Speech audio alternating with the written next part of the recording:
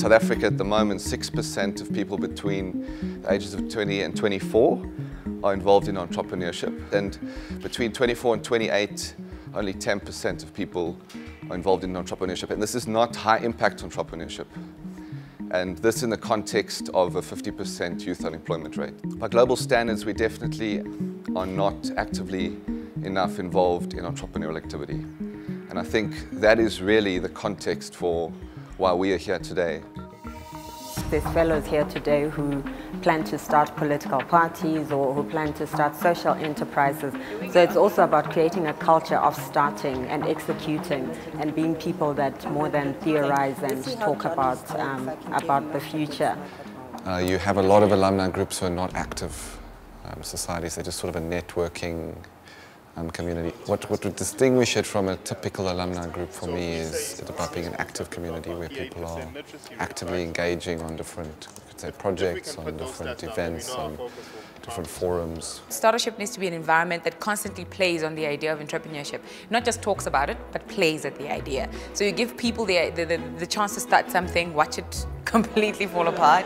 It's a fun exercise, it's non-competitive, though you introduce some healthy components of creative competition in it. And that's how we got to the structure of the day. We wanted to do the initial talking. Do the talking because the talking is important. You need people to aspire to something. You need them to be around a role model. So we brought in Craig, Gordon Cook and Paul Smith to talk about different things. But then we went back to the business of playing with the idea of entrepreneurship. So the challenge begins. We've used 45 minutes to contextualize this environment. What fellows are working on is they have 4 hours to develop a viable and sustainable business idea connected to an educational challenge in South Africa. A small panel of both fellows and foundation staff will review those pitches, and 1 or more will be selected to go through to the E2 seminar. The idea being is that E2 will put up money if they feel the idea is good enough. There's no guarantee of money. E2 will view this idea exactly the same as any idea from the public. The customer is just going to have to go where the user wants. So a lot has been helpful. The group activity as well, sitting there having no credible idea for 2 hours, just feeling like it's never going to come together. And then suddenly all your failed ideas come together because it's all running in the back of your mind as you're worried. And then someone says something else, and suddenly we all have the same kind of thing, and we've just like, yes, that's what it is, and just scribbling it all down. I think entrepreneurship by its nature is a self-selected process. So the right people will come to the room on their own. The environment just needs to be created for them, and that's the whole point of the Startership portfolio and the Startership event. Yeah, and these are not mutually exclusive ideas though. We need to consider that.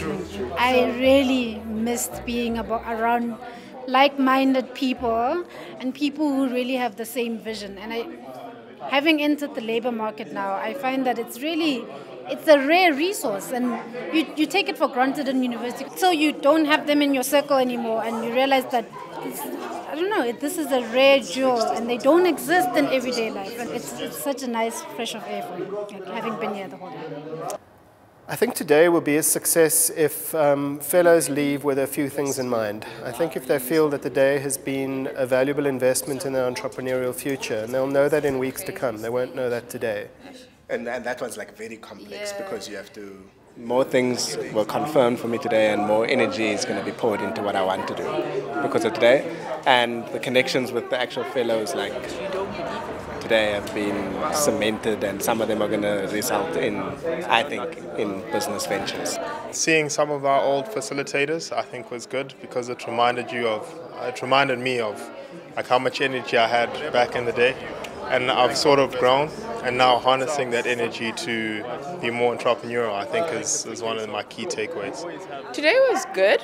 I enjoyed it quite a lot, but I think I liked the little reflection thing at the end of the day the most because, it's all fun and whatnot talking about these things, but then trying to commit to something specific based on what you learned throughout the day, I think is always the hardest but the most important part of the day.